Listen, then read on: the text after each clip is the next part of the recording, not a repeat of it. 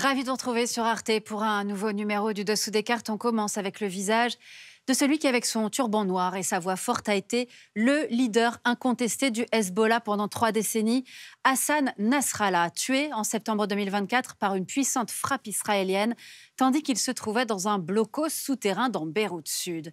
Un assassinat ciblé qui faisait suite à l'explosion de beepers et de talkie-walkie.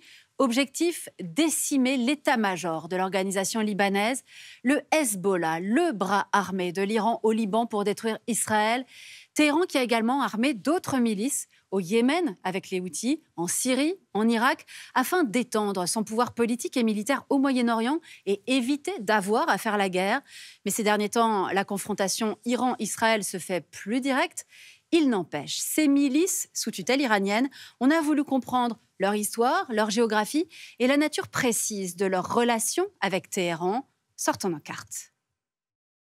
1979, nous sommes en pleine guerre froide.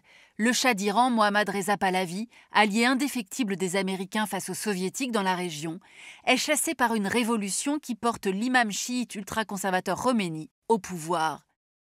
Sa devise est sans équivoque « Dieu est le plus grand, mort à l'Amérique, mort à Israël ». Alors pour comprendre l'acharnement de Khomeini contre Israël, il faut prendre en compte plusieurs points. D'abord les liens entre le Shah et Israël, qui va aider à structurer la redoutable SAVAK, la police politique du Shah, responsable de l'assassinat du fils de Khomeini, aux côtés de centaines d'autres opposants. Et puis la fréquentation par Khomeini des frères musulmans lors de son exil en Irak pendant le règne du Shah, l'antisionisme étant l'un des fondements du mouvement islamique qui voit dans les Juifs les responsables de l'occidentalisation du Moyen-Orient.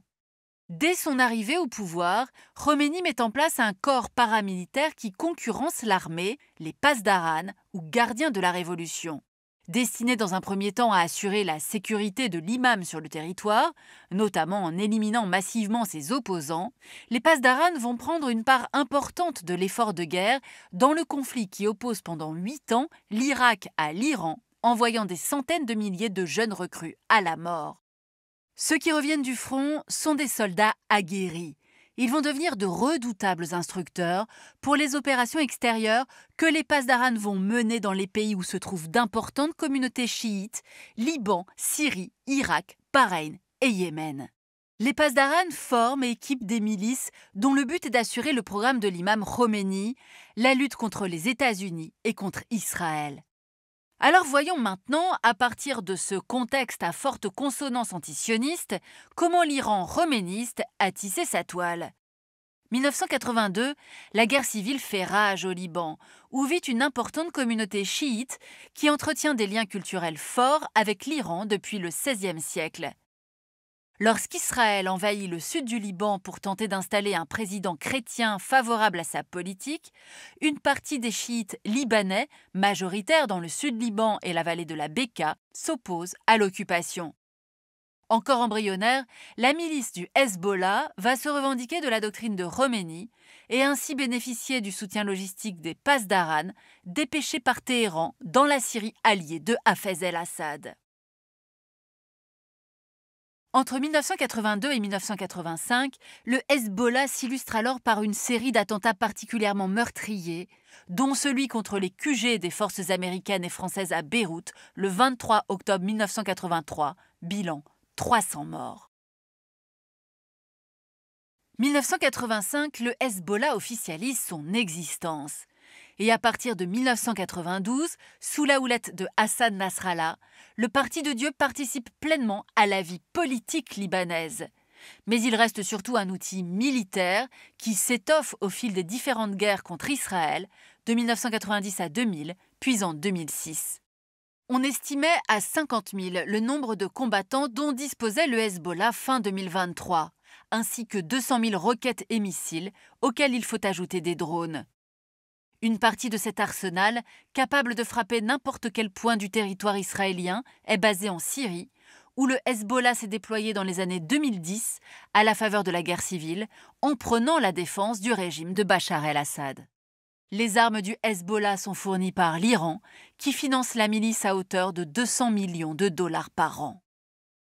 Alors, si le Hezbollah représente une menace majeure pour Israël, le rapport de force lui est toutefois aujourd'hui plutôt défavorable. Les répliques d'Israël aux attaques du Hezbollah depuis octobre 2023 ont fragilisé le parti milice chiite. Conséquence, l'Iran assume davantage une confrontation directe avec Israël en dépit de sa fragilité économique, sociale, notamment depuis le mouvement Femmes, Vie, Liberté, et en dépit de la priorité donnée à son programme nucléaire. Mais au-delà du Hezbollah, l'Iran conserve aussi d'autres cartes au Moyen-Orient, d'autres milices. Pour le comprendre, direction l'Irak.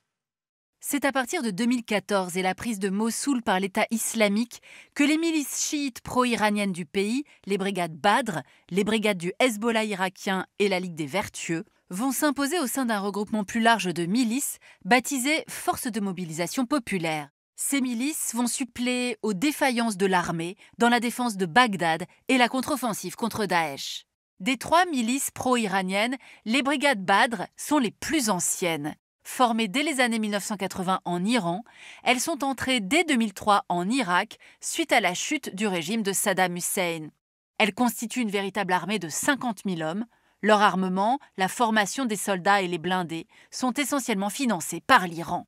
À leur côté, les brigades du Hezbollah, elles ne comptent que 10 000 hommes, mais sont dotées d'un matériel sophistiqué et vont participer activement au harcèlement des troupes américaines en Irak jusqu'en 2011, puis à partir de décembre 2019.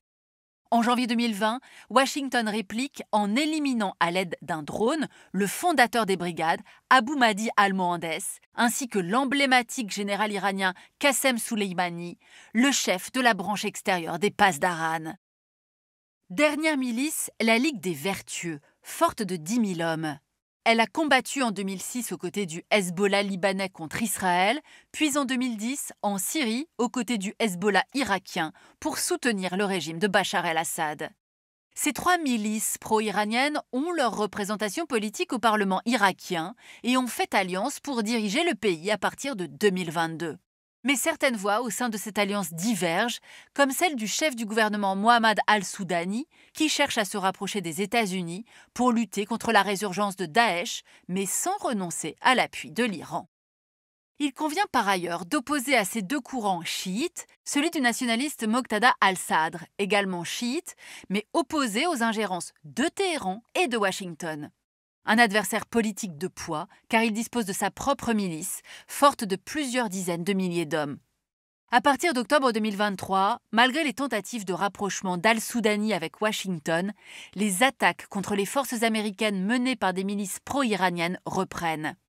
Washington réplique alors contre des sites stratégiques en Irak, répliques qui donneront lieu à une contre-attaque en mai 2024 sur la base maritime d'Eilat, qui cause d'importants dégâts. Présent par procuration au Liban, en Syrie et en Irak, l'Iran s'est aussi positionné au Yémen. Son soutien aux rebelles Houthis contribue au chaos qui ravage le pays. Groupe tribal chiite du nord du Yémen, les Houthis sont entrés en rébellion contre le pouvoir central yéménite à la fin des années 90. Leur leader, Hussein Badreddine al-Houthi, s'exile alors en Iran puis au Liban et adopte la devise de l'imam Khomeini et surtout son opposition farouche à l'existence d'Israël. En 2004, une première guerre éclate à Saada entre les Houthis et le gouvernement central.